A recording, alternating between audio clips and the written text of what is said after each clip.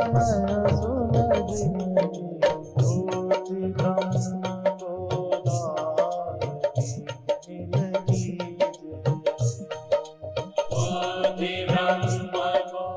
जय जय राम श्री राम जय राम जय जय राम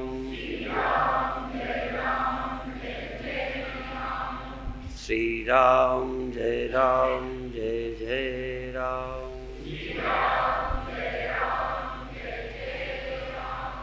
सच्चिदानंद भगवान की सनातन धर्म की।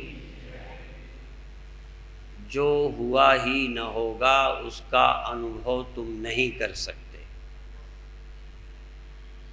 दुख हुआ है तो दुख अनुभव हुआ है, सुख होता है तो अनुभव होता है, इंद्रियां हैं, दिखता है तो ही आप ये जानते हो। नींद होती है, स्वप्न होते हैं, जो होता है वही तुमने जाना है। यदि साक्षी होगे तो ही साक्षी का पता चलेगा। हुए बिना, शरीर होते हुए भी, जब तुम शरीर हुए, शरीर हो भी, पर तुम जगकर जब तक शरीर ना हो जाओ तब तक शरीर का पता, आंख होते हुए जब तक तुम न देखो तब तक आंख होने का पता नहीं चलता। ये संसार रहे पर तुम्हें दिखे नहीं तो इसके होने का कुछ पता नहीं चलेगा।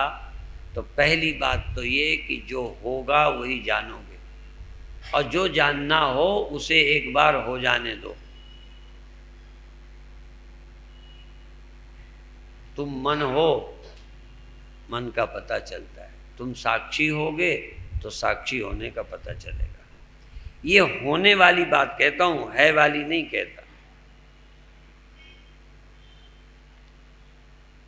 नींद हुई ही न होती तो तुम कभी न मानते कि नींद होती है, मान लेते। स्वप्न हुए ही ना हो, देखे ही ना हो तो स्वप्न होते हैं, तुम भरोसा न करते। समाधि भी जब तक होगी नहीं तब तक समाधि क्या चीज है तुम नहीं जान पाओगे। मन और नींद दो को आप जानते हो, अमन हुए ही नहीं हो। मन रहित चेतन, मन रहित चेतन, मन सहित चेतन, मन रहित चेतन। यद्यपि चेतन ना होता तो मन सहित भी ना होते, लेकिन चेतन ना जैसा होता है पर फिर भी कुछ तो होता है तो मन सहित हो जाता है। लहर युक्त जल, एकदम बिना विचारे, बिना स्वीकारे ठीक से तब तक मत बोलो। तो लहर युक्त जल और लहर मुक्त जल, जल की दो अवस्थाएं, जब लहर है, जब जल नहीं है। एक और अवस्था है कि ना लहर का पता चलता है ना जल का चलता है। वहां नहीं, चूंकि मुझे लहरें बताने का, जल बताने का प्रयोजन नहीं है, वो तो सिर्फ उदाहरण है। तो मन युक्त चेतन, मन युक्त चेतन, निद्रा युक्त मन। जब निद्रा युक्त होते हो तो न मन का पता चलता है न चेतन साक्षी का पता चलता है। जब मन होता है तो चेतन का पता कम चलता है, मन का पता ज्यादा चलता है। तुमको मन का पता चलता है, ये हुआ, दुख हुआ, फलाना हुआ, चिंता हुई। वहां रहने वाला चेतन है लेकिन चेतनता के प्रति, चैतन्य के प्रति मूर्छा रहती है। हम साक्ष्य के प्रति जागे हैं, साक्षी के प्रति सोए हैं। हम लहर के प्रति जागृत हैं, जल के प्रति सोए हैं। हमारे ख्याल में, जैसे मैं गांठ लगा के बताता हूँ, तो जहाँ गांठ ना हो वहाँ पूछूं क्या है तो तुम कहोगे कपड़ा, जहाँ गांठ है वहाँ पूछूं तो कहोगे ये गांठ। भी ये मुझे मालूम है, तुम्हें भी मालूम है, पर जब मैंने वहाँ हाथ लगाया, कहो लगा के बताऊं पूछ के, हाँ देखो, जिससे तुमको बहुत पक्का हो जाए। देखो ये क्या है, क्यों नहीं कहते ये गांठ है, और ये गांठ है, तो ये ठीक है। तो ये गांठ है, तो यहां दो हैं कि एक हैं?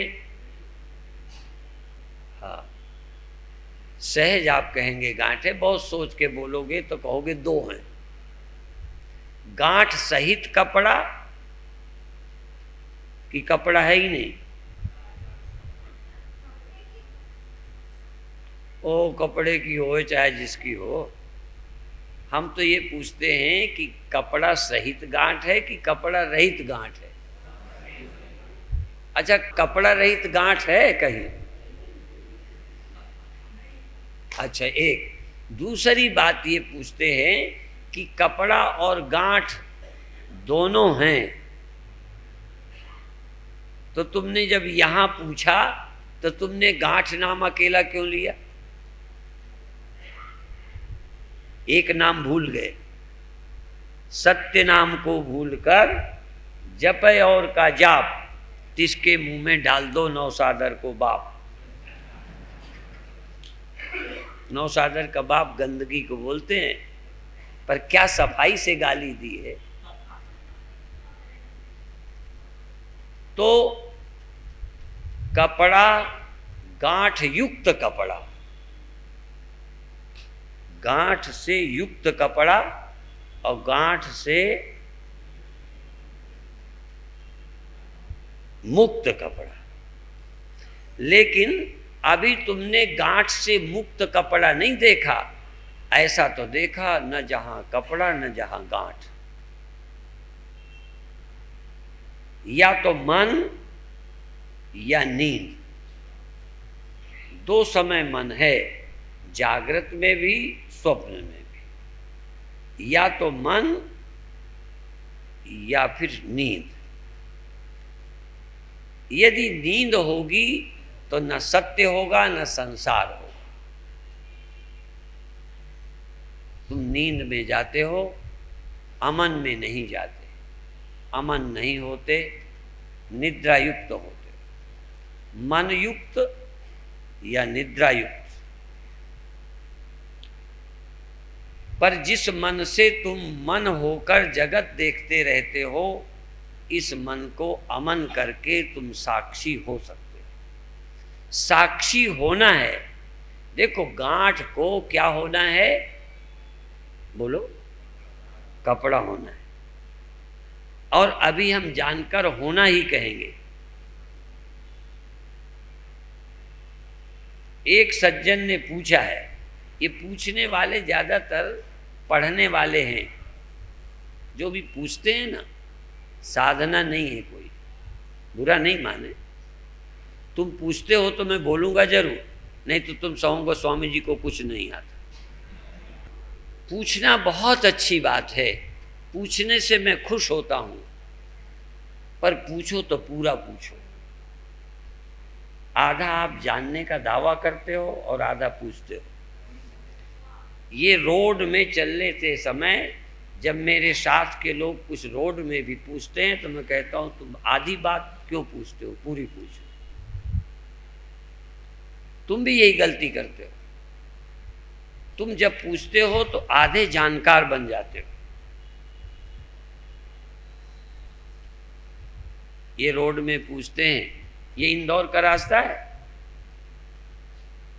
ये नहीं पूछते। माने ये इंदौर का रास्ता है, इसका मतलब थोड़ा तुम यदि पूरे अनजान हो तो पूछना चाहिए इंदौर का कौन सा रास्ता है। लोगों को पता ही नहीं है, पूछते ऐसे ही, फला जगह का ये रास्ता, फलाने का घर ये है, तुम यही पूछते फला का कौन घर है। तो वो जरा सोचता, जानता होता तो बताता। जल्दी में पूछा इंदौर का यही है, वो ये तो यूं कर देगा चले जाओ, गलत में हाँ कर देगा तो मरो जाके।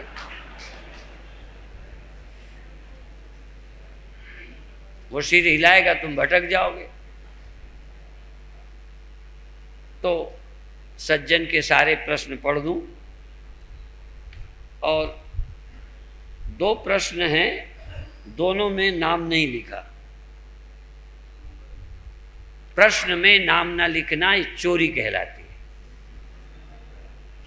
आप प्रश्न करते हो तो नीचे नाम लिखो।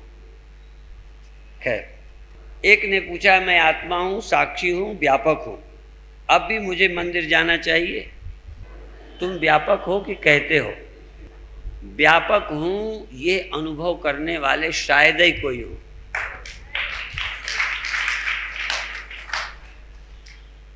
और व्यापक हो तुम तो मंदिर कहाँ है?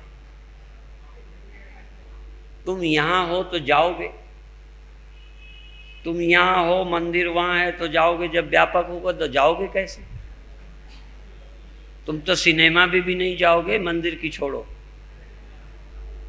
फिर कहते हैं व्यापक हूँ, अब भी मुझे मंदिर जाना चाहिए, नाम जपना चाहिए, ध्यान करना चाहिए। हाँ, नाम जपना चाहिए तो किसका? सत्य का। स्मरण करना चाहिए, ध्यान तो अपनी व्यापकता का, और व्यापकता का स्मरण ही मंदिर जाना है। व्यापकता का विस्मरण न हो तो तुम मंदिर में ही हो, जाने की जरूरत नहीं है। और यदि व्यापक नहीं हो तो फिर चले जाओ, क्योंकि और सब जगह जाते हो तो मंदिर भी जाओ।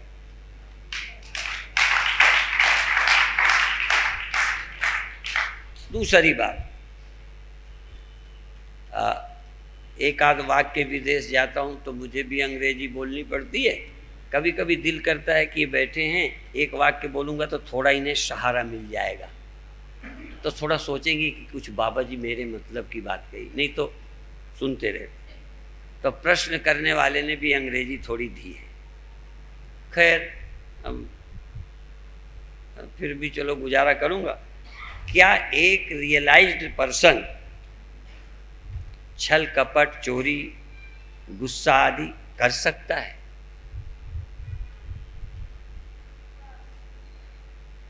वो करता नहीं है, हो सकता है वो करता ही नहीं रह जाता। वो खाते हुए नहीं खाता, सोते हुए नहीं सोता, लेकिन सचमुच रियलाइज्ड हो, चोरी करने के लिए रियलाइज्ड बन न जाए। और रियलाइज्ड की कसौटी हम करेंगे। खैर, चोरी गुस्सा आदि कर सकता है, भले ही वो ड्रामा समझ कर करे। ये सब हमारे सुने सुनाए का मतलब है। तो ड्रामा मरने का करना, गुस्सा ही का ड्रामा करना है क्या? मरने का ड्रामा करना, बुढ़ापे का ड्रामा करना, जब गरीबी आ जाए तो उसे ड्रामा समझना, करना नहीं है, वो तो ड्रामा होएगा ही। तुम्हें करना नहीं पड़ेगा, वो तो सुनिश्चित है। जब बुढ़ापा आए तो ड्रामा है, जब मौत आए तो ड्रामा है, जागर स्वप्न सुसुप्ति आए तो ड्रामा चल रहा है, ये बंद होने वाला। इसलिए करने की जरूरत नहीं, जो हो रहा है उसी का नाम ड्रामा है। ड्रामा समझकर जीना, अलग से ज़्यादा करने की। मरने का ड्रामा तुम्हें करना पड़ेगा कि होएगा? अच्छा, जवानी बुढ़ापे का, अच्छा तुम चाहे कुछ करो। अच्छा, तुम्हारे घर वाले जब मरेंगे तब तुम मारोगे कि मरेंगे? और तुम्हें वो मारेंगे कि मरोगे? तो तुम्हारे मंच में जब ये ड्रामा हो तो इसे ड्रामा समझ लेना, कृपया करने की कोशिश मत करो।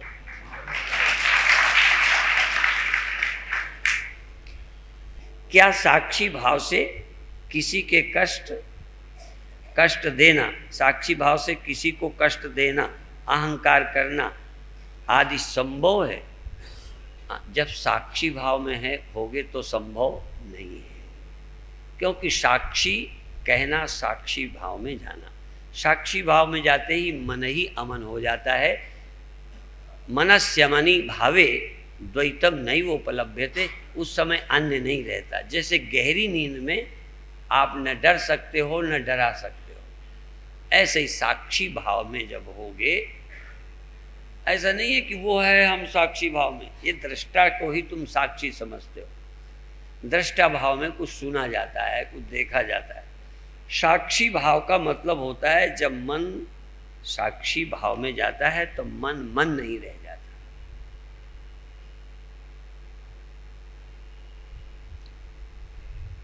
जब साक्षी होगे तो मन नहीं होगा, जब मन नहीं होगा तो क्रोध नहीं होगा, कपट नहीं होगा, छल नहीं होगा, दम्भ नहीं होगा। हाँ, साक्षी भाव से जब थोड़ा विमुख होगे, भूलोगे, तब कुछ होगा, और वो भूलने का भी टाइम आएगा, ऐसा नहीं है कि नहीं आएगा।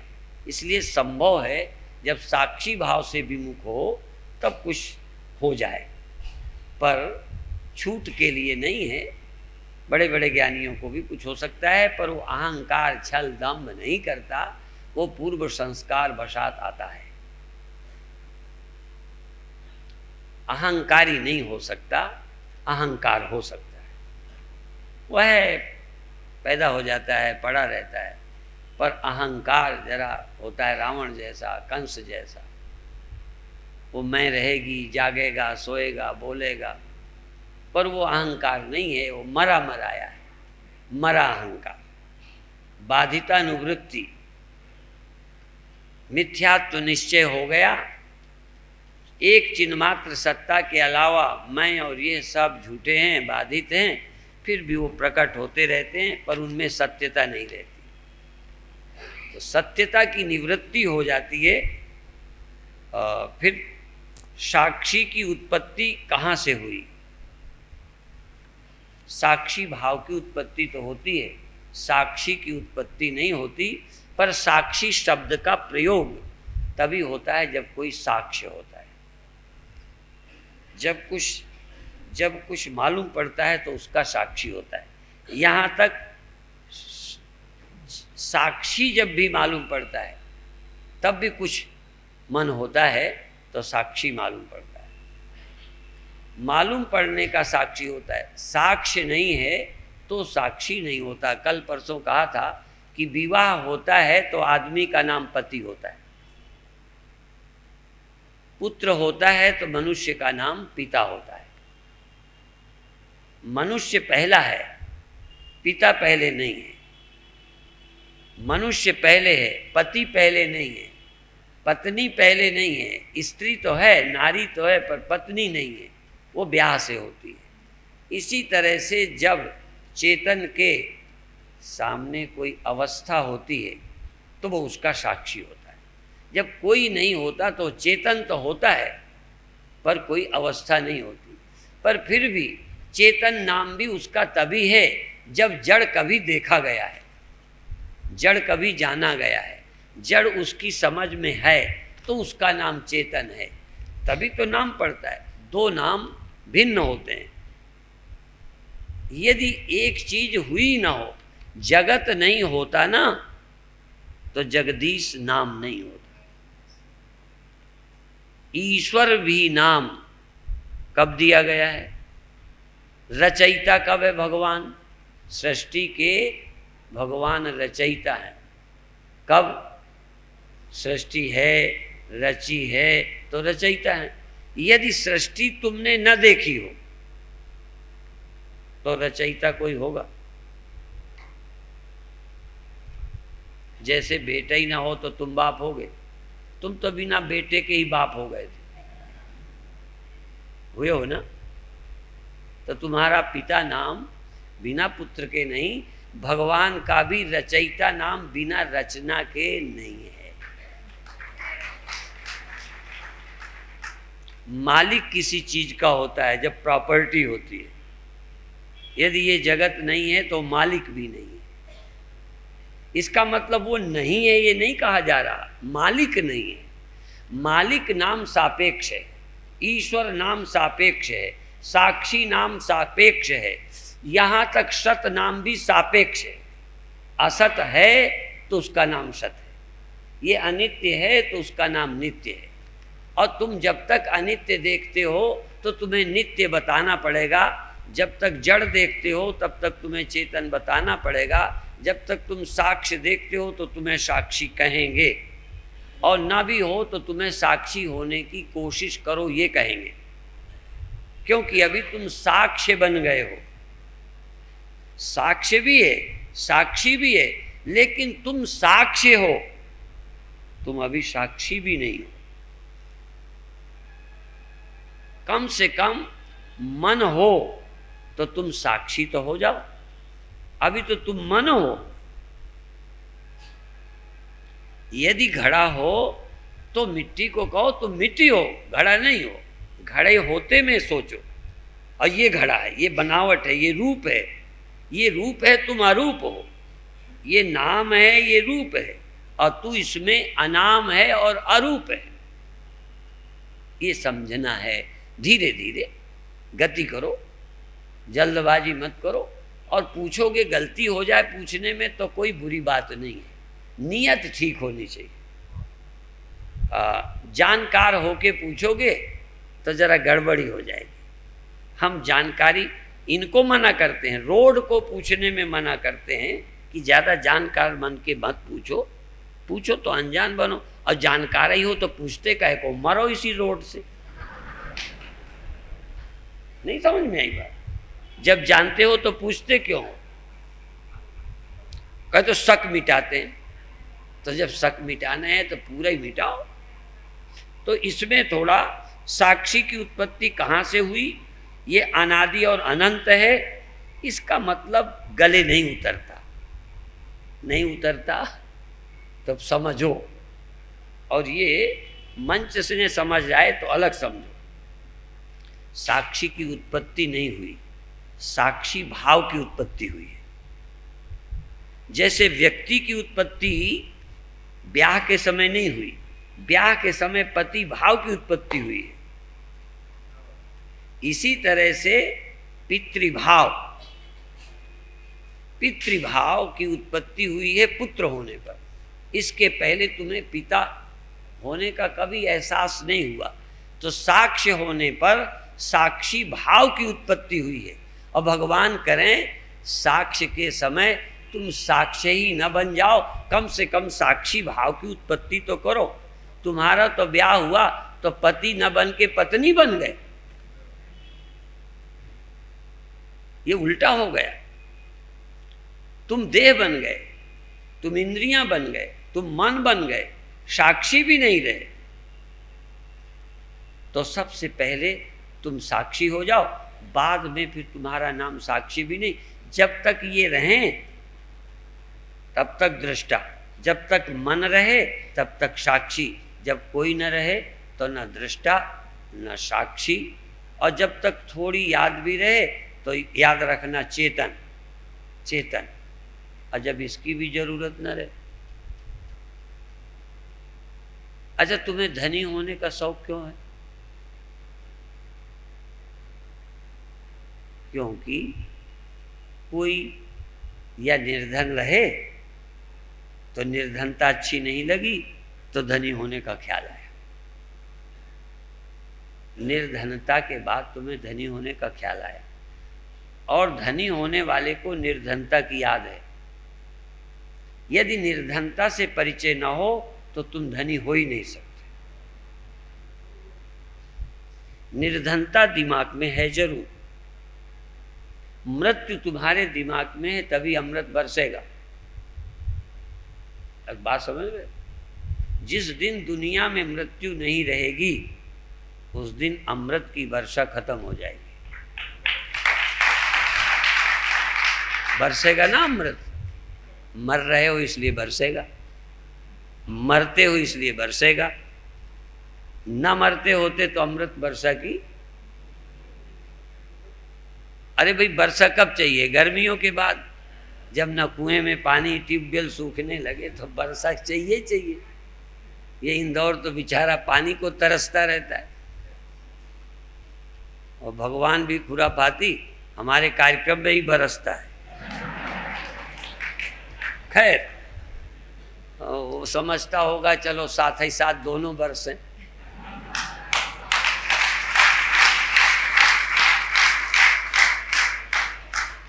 तो साक्षी की उत्पत्ति कहाँ से हुई?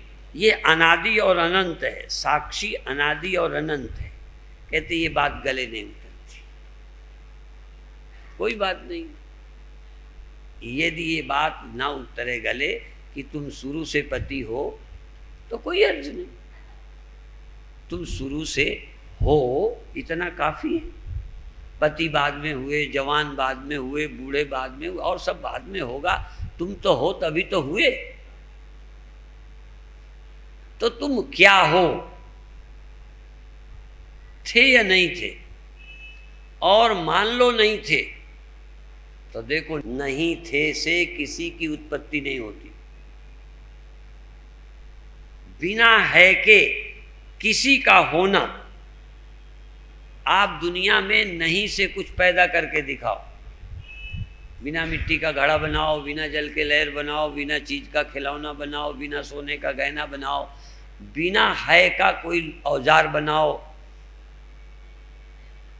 मकान कुछ भी बनाओ, पैदा करो, पर है से पैदा ना करो। तो तुम मेरे गुरु, मैं तुम्हारा चेला।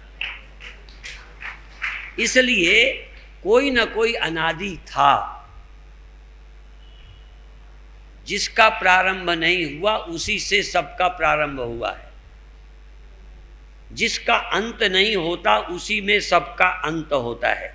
एक अनादि जरूर है, एक अनंत जरूर है, उससे सब हुआ है। फिर कहते हैं आखिर ये देश और काल से परे एग्जिस्ट कहाँ होता है? वो देश काल से परे कहाँ रहता है? उसकी अस्थि कहाँ रहती है? तो देश काल की से परे, चूंकि अभी देश दिखता है, अभी काल मालूम पड़ता है, इसलिए देश काल की हस्ती, देश काल की एग्जिस्टेंस तुम्हें मालूम पड़ती है। इसलिए तुम कहोगे जब देश काल न रहेगा तो वो कहाँ रहेगा? उसकी एग्जिस्ट कहाँ होती है? असल में तुम कहाँ की दुनिया में हो? पहले तुम देश काल से रहित हो।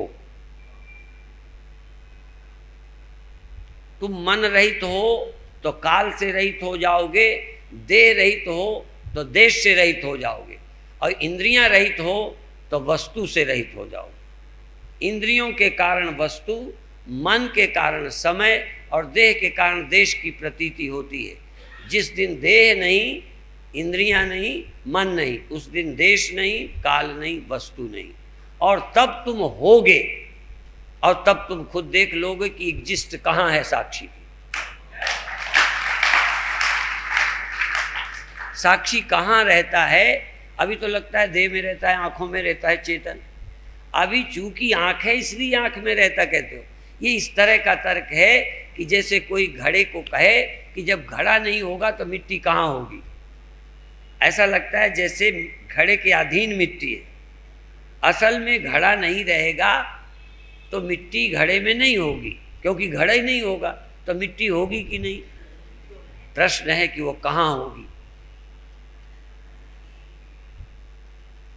इसी तरह से अभी प्रश्न है कि जब देह नहीं होगा तो आत्मा कहाँ होगी, मन नहीं होगा तो आत्मा कहाँ होगी। जैसे उसको रहने को भी जगह चाहिए। जैसे घड़ा फूट जाए तो लोग पूछे ये आकाश कहाँ रहेगा, ये जो खालीपन है, अवकाश है, वो कहाँ रहेगा। असल में घड़े में अवकाश नहीं रहता, अवकाश में घड़ा रहता है।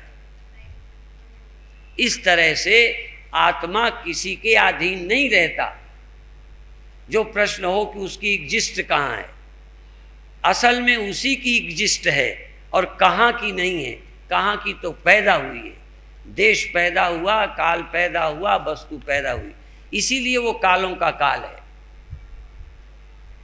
काल उससे होता है, वो काल से नहीं होता। काल में देह होता है, काल में इंद्रियां, मन, ये सब समय से होते हैं। इनका समय पिता है, जगत का पिता समय है, वो भी निमित्त पिता है। असल में तो पिता सत्य है, सबका पिता सत्य है। अर्थात सच्चा पिता घड़े का कौन है? मिट्टी। और दूसरे नंबर का पिता है कुम्हार। दो पिता मानो, एक तो घड़े का पिता है जिसने बनाया, एक घड़े का पिता वो है जिससे घड़ा। तो सत्य है, सत्य तो है उसका असली पिता, एक बनाने। तो इस जगत का सच्चा पिता तो आत्मा ही है, पर निमित्त मात्र काल भी पिता है। काल भी सबको पैदा करता है, लेकिन ये बड़ा विचित्र पिता है। काल ही पैदा करता है, काल ही खा जाता है।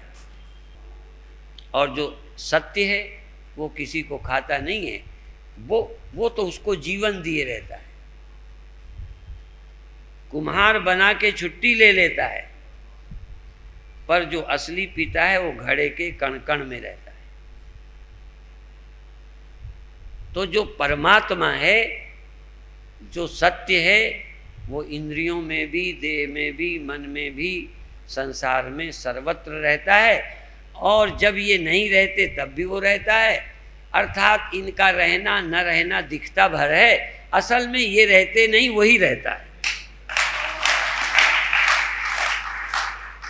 घड़े के रहते में, घड़े के दिखते में, घड़े के न रहते में, और घड़े में, और अंत में यही कहो वो रहता है।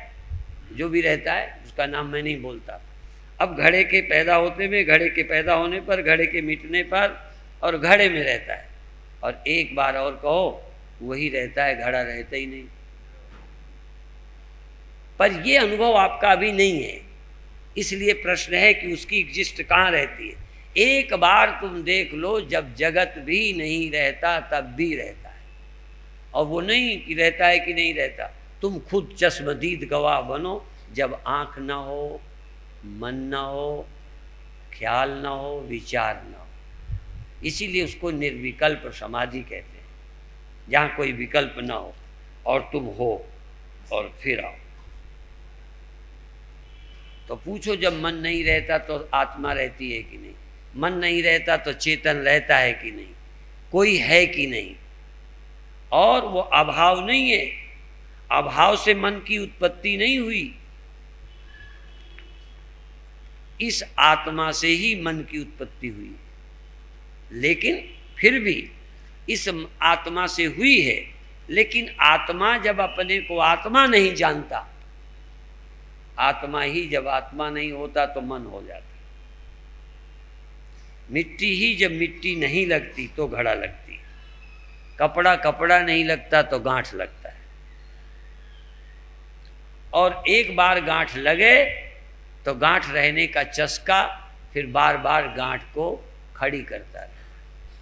तुम्हें देह होने का चस्का, जीने का चस्का, मरने का डर लगता है, इसलिए मन फिर देह बनाता है, सपना बनाता है, अगला जन्म बनाता है, बनाता रहता है। क्यों?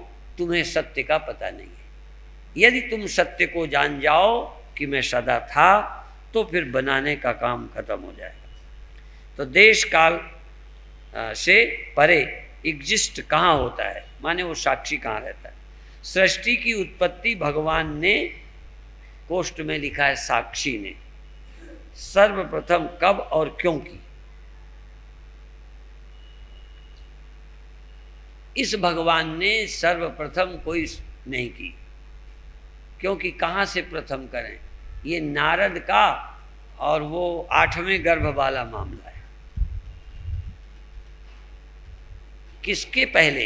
इस सृष्टि के पहले या और पहले, या और पहले? जैसे पहले पहले तुम, अभी मैं पूछूं पहले बार कब जगे? ये कै नंबर का जगना है? ये आप ये बता दो, तुम्हें भगवान की सौगंध, तुम बताओ ये कै नंबर का जगना आज का है तुम्हारा? बता सकते हो? इसके पहले, इस बार तो जागे हो ना, ये कै संख्या का जगना है?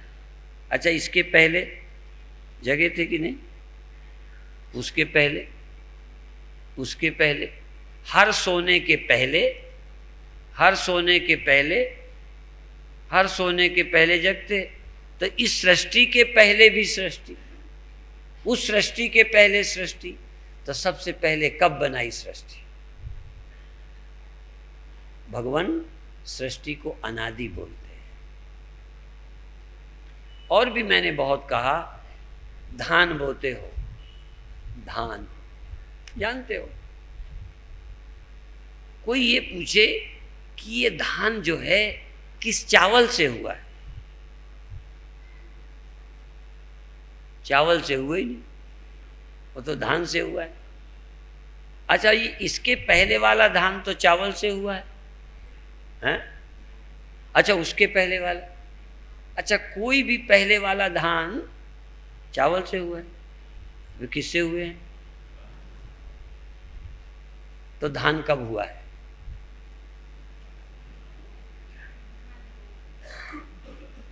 इसलिए धान होता चला आ रहा है, कहाँ से शुरू हुआ अपन नहीं बता सकते। इसलिए भगवान ने दुनिया नहीं बनाई,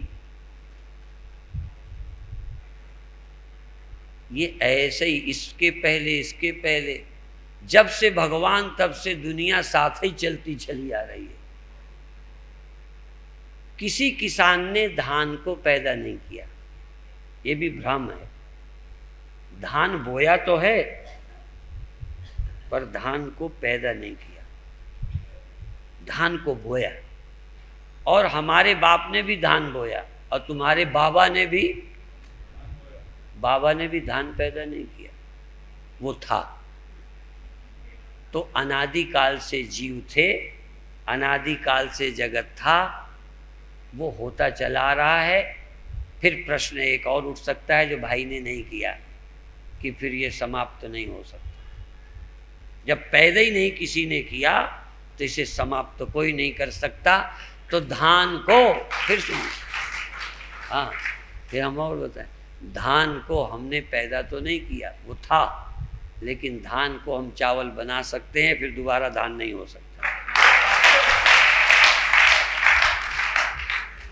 सदा से हम जीव हैं, कभी हम साक्षी नहीं रहे। सदा से हम जीव हैं, सदा से हम अज्ञानी हैं, हम कभी ब्रह्मज्ञानी और कभी ब्रह्म नहीं रहे।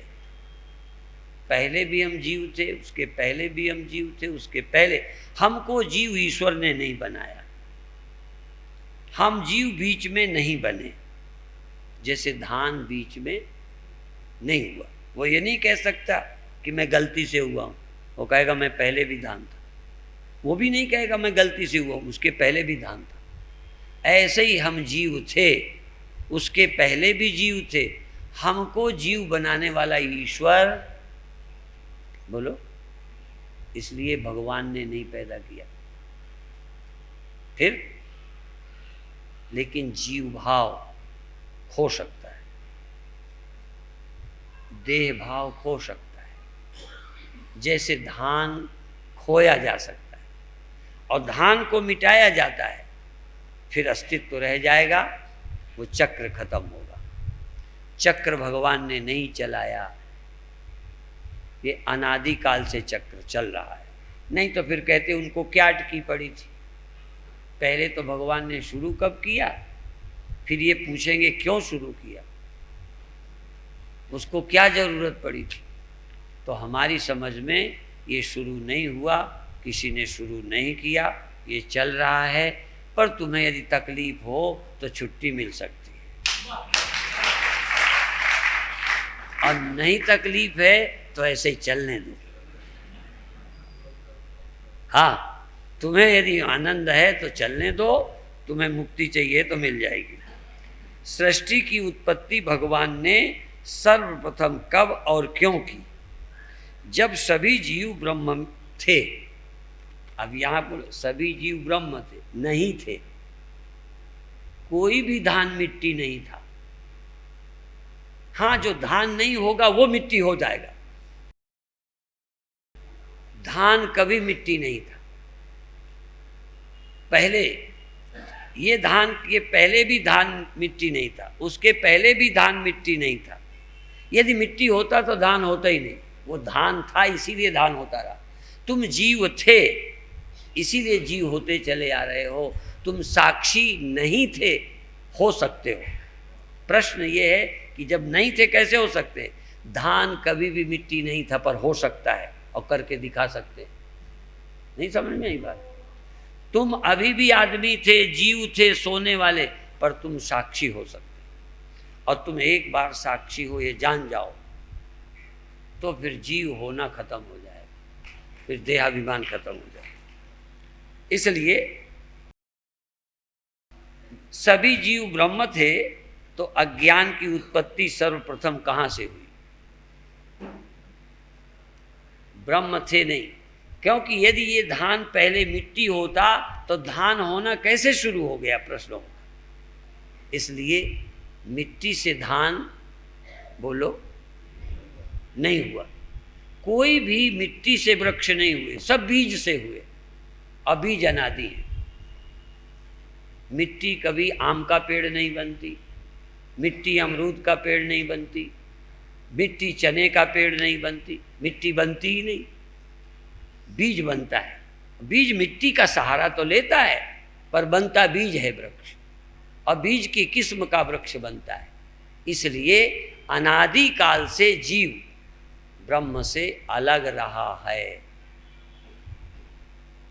सिर्फ अलग का मतलब ये नहीं कि दूर रहा है, बीज मिट्टी नहीं रहा, यही अलग रहा है। चाहे जमीन में पड़ा रहा, जमीन में पड़ा रहा है पर बीज बीज रहा है, मिट्टी मिट्टी रही है। ये जीव मृत्यु में रहा, महाप्रलय में रहा, ब्रह्म में रहा, लेकिन जीव ही रहा है, ब्रह्म नहीं रहा। बात समझ में? पर हो सकता है और एक बार होना पड़ेगा, दोबारा नहीं।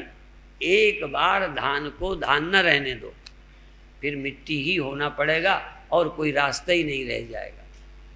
इसलिए ब्रह्म ज्ञान से ही तुम ब्रह्म हो सकते हो और कोई रास्ता हो। अभी आंख बंद करो।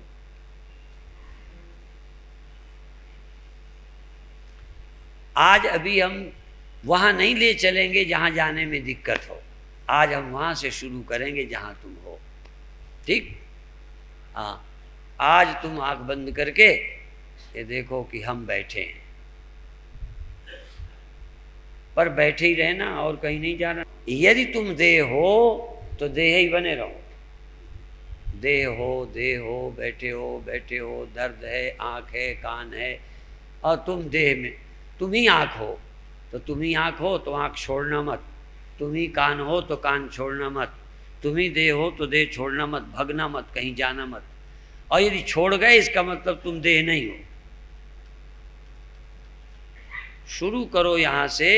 यदि तुम देह ही हो तो देह देह को कैसे छोड़ेगा? तुम और देह एक हो तो छोड़ नहीं सकते, और छोड़ सकते हो इसका मतलब देह में तुम कुछ और हो। यदि मकान और तुम एक होते तो मकान के बाहर भीतर हिल ही नहीं सकते।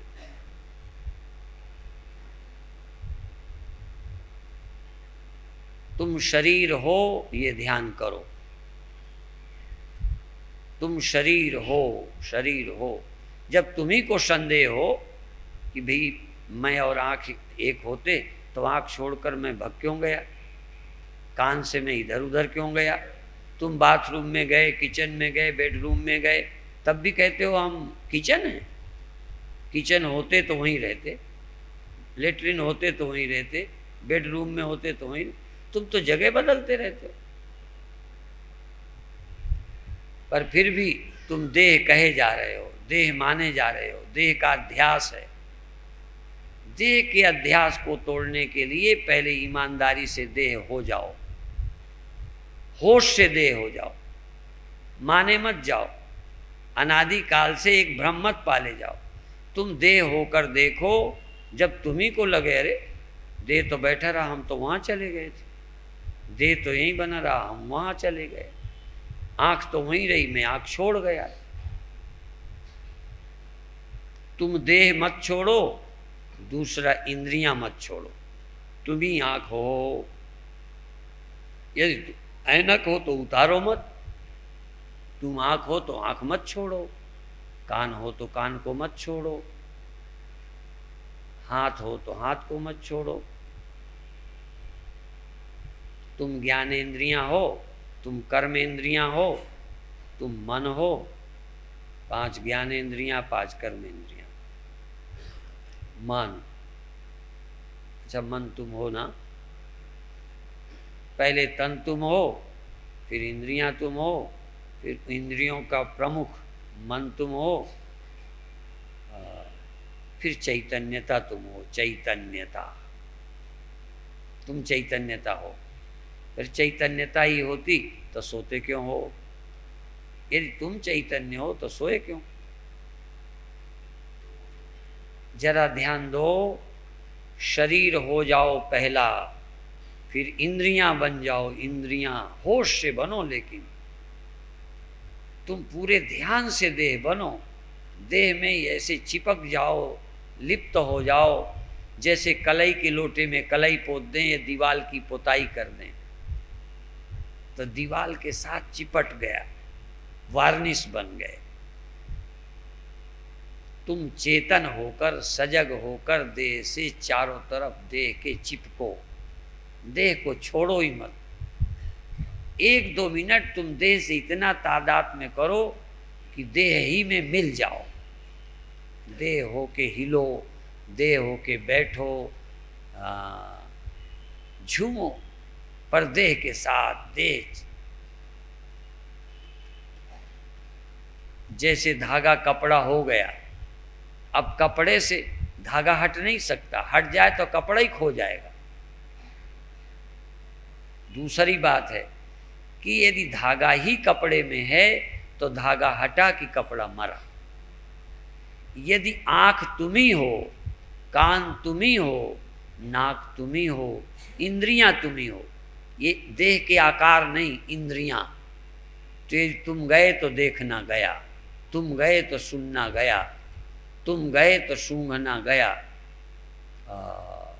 जैसे धागा हटाया तो रुमाल गई, धागे हटा लो तो कपड़ा गया। कपड़ा हटाओ तो कुर्ता गया, कपड़ा हटाओ तो कुर्ता गया, धागा हटाओ तो कपड़ा गया, रुई हटाओ तो धागा गया।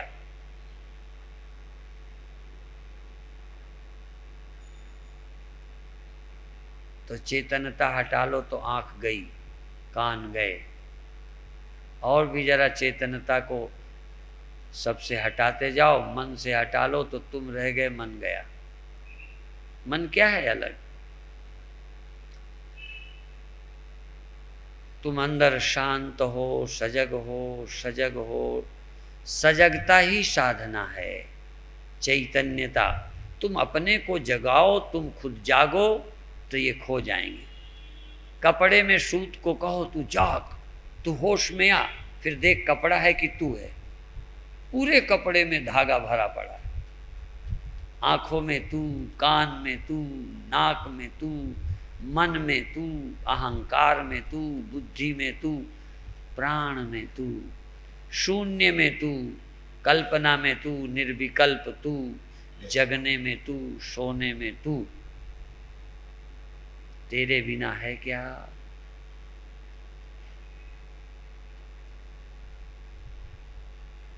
तू अपने को न जानकर सब कुछ बन गया है। तू अपने को भुलाकर, अपने को मूर्छित रखकर, अपने को अनजाना करके तू सब बना है। तू चावल नहीं हुआ इसलिए बराबर धान होता होता चला आ रहा है। एक बार तू चावल हो जा, छिलका उतार, देह का छिलका उतार। तू देखना छोड़, तू तो रह पर देखना छोड़, देखने की इच्छा छोड़। तू कान छोड़, सुनने की इच्छा छोड़। रहें न रहें, भाड़ में जाएं कान, भाड़ में जाएं आंखें, थोड़ी देर के लिए छोड़ इंद्रियों का साथ। तू ही इंद्रियां बन, तू ही खुद बन जा। जैसे मिट्टी ही घड़ा बन जाए और फिर घड़ा मिट जाए, बिना घड़े की मिट्टी हो जाए। मिट्टी की गोलियां बनाओ, फिर मिट्टी से कहो गोलियां मिटा कर तू मिट्टी रह जा, नाम रूप मिटा। तू आँख मिटा दे चेतन रह, तू कान मिटा दे चेतन रह, तू नाक मिटा दे चेतन रह, तू छूना मिटा, देखना मिटा, सूंघना मिटा, चखना मिटा दे। चखना छोड़, छूना छोड़, देखना छोड़, सुनना छोड़। ना छूटे तो बना रहे, पर तू इनसे मतलब मत रख। तू रह, तू ना खो। ये खो जाए तो खो जाए, तू रह। तू जागेगा तो जिन्हें खोना है खो जाए, तू घबराना मत। प्राण भी खो जाए तो खो जाने दे, मन भी खोए तो खो जाने दे, दुनिया खोए तो खो जाने दे, पर तू बना रहे, तू बना रहे, तू बना रहे, तू रह। कभी ध्यान ही नहीं दिया कि तू ही तमाशा बन के, तमाशा देखता तू है, तमाशा खुद न बन जाना। और बन जाता है तो ही तमाशा बनता है, तेरे बिना बने तमाशा नहीं बनता। तू ही स्वप्न बन जाता है तब स्वप्न होता है। यदि तू स्वप्न ना होता तो स्वप्न ही ना होता। मिट्टी ही घड़ा बनती है, नहीं तो घड़ा होता ही नहीं। पानी ही लहर बनती है, नहीं लहर होता ही नहीं। ऐसे ही तू ही मन बनता है। क्यों बनता है? ये अनादि काल से बनता चला रहा है। बुद्धू होश में आया ही नहीं, ध्यान दिए ही नहीं, इसलिए कब से तो नहीं पता लगेगा, लेकिन चाहे तो अब तू इसे खत्म कर सकता है। कब से दुनिया है ये पता लगाने के बजाय अभी तू दुनिया को खो सकता है, अभी तू दुनिया को पार कर सकता है, अभी तू मन के पार जा सकता है, अभी तू वासना इच्छाओं को अतिक्रम कर सकता है, अभी तू आत्मा हो सकता है, साक्षी हो सकता है तो सुनता है का पता तो तब चले जब हो जाएगा।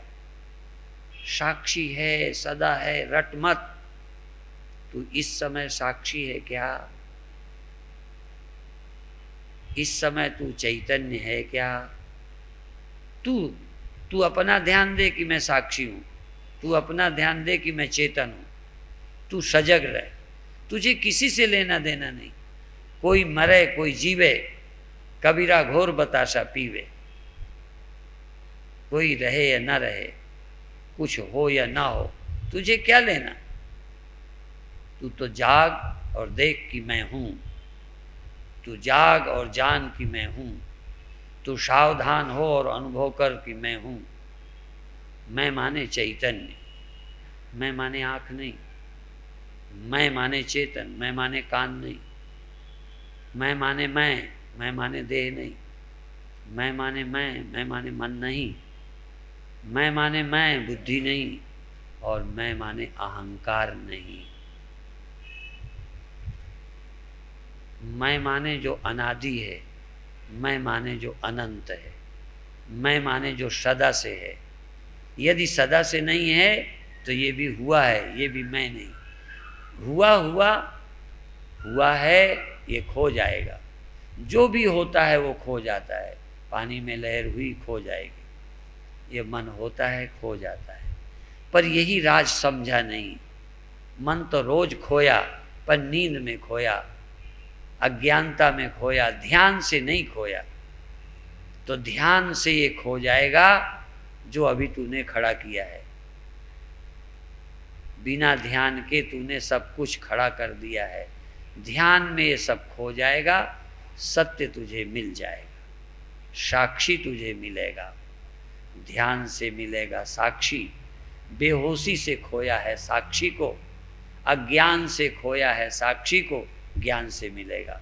फिर प्रश्न होगा ज्ञान कब से? सदा से, अनादि काल से। अनादि माया सुप्तो यदा जीवा प्रबुध्यते अजम अनिद्रम अस्वप्नम अद्वैतम बुध्यते तदा। फिर कोई और नहीं है, अद्वैत है। एक बार जान, पहले मत रट कि जब एक था तो द्वैत क्यों हो गया, जब एक था तो अनेक क्यों हो गया, जब चेतन था तो जड़ क्यों हो गया। हाँ, पहले तू चेतन हो, फिर पूछना जड़ क्यों हो जाता है। पहले तू अद्वैत का अनुभव कर, फिर पूछना कि द्वैत कैसे हो जाता है। पहले तू समाधिस्थ हो, फिर देख संसार कैसे आया, कहाँ से आया। पहले एक बार चावल हो, फिर पूछ धान कैसे बना था। हो तो जाए एक बार चावल, हो एक बार साक्षी, हो एक बार चेतन, हो एक बार सजग, सजग चैतन्य। तू तमाशा देखता है आंखों से, आज आंखों को देख, तमाशा मत देख। अभी तक सुना है बाहर कुछ, अब कान को जान, कानों से मत जान। अभी तक त्वचा से छुआ है, अब त्वचा को छू और कुछ मत छू। अभी तक मन से बहुत कुछ किया है, मन से बहुत कुछ पाया है, अब मन को प्राप्त कर, मन से कुछ भी प्राप्त मत कर। मन को पा, मन कहाँ है। और अंत में तू अपने को खोज, अपने को तू पा, तू है कि नहीं। यदि तू बिना मन का, बिना इंद्रियों का, बिना ख्यालों का, बिना अहंकार का, आहा तू चैतन्य, तू चैतन्य। और अहंकार यदि साक्षी बनेगा तो वो सर्वत्र नहीं होगा। सर्वत्र का अभिमान तो कर सकता है, अहंकार सर्वत्र नहीं है। और जब तुम कहते हो मैं साक्षी हूँ, तो ये अहंकार ही अपने को साक्षी में लीन करता है। इसलिए ये सबका साक्षी नहीं है। सबका साक्षी, उसके पास अहंकार नहीं है। इसलिए यहाँ वहाँ का जो प्रश्न है, यहाँ से जान या वहाँ से जान, ये अहंकार का है। साक्षी अहंकार रहित है, और मैं साक्षी हूँ ये अहंकार है। ये जरूरी तो है, पर बाद में इससे छुट्टी लो। तुम साक्षी हो तो प्रश्न होगा वहाँ की क्यों नहीं जानता, वहाँ की, यहाँ की। साक्षी ही सर्वत्र जानता है, उसमें मैं मत कहो, तुम मत कहो। न तुम साक्षी, न मैं साक्षी, न ये साक्षी, न वो साक्षी। साक्षी संसार भर में एक है, न वो मैं है, न वो तू है, न वो वह है। वह मैं तू ये अहंकार में, विभाजन में है। साक्षी सर्वत्र है, वो ईगो रहित है, वो ईगो रहित है, अहंकार रहित है। तू अभी तक अहंकारी था, इसलिए तुझे एक बार अहंकार करना है साक्षी का। एक बार अहंकार कर कि मैं साक्षी हूँ, फिर अहंकार को छोड़ दे। साक्षी सदा है। अहंकार कभी सोएगा, कभी जागेगा। अभिमानी सोएगा, जागेगा। साक्षी कभी न सोएगा, न जागेगा। न साक्षी अलग अलग हैं, साक्षी सर्वत्र एक है, सर्वधि साक्षी है। अब यही समाप्त।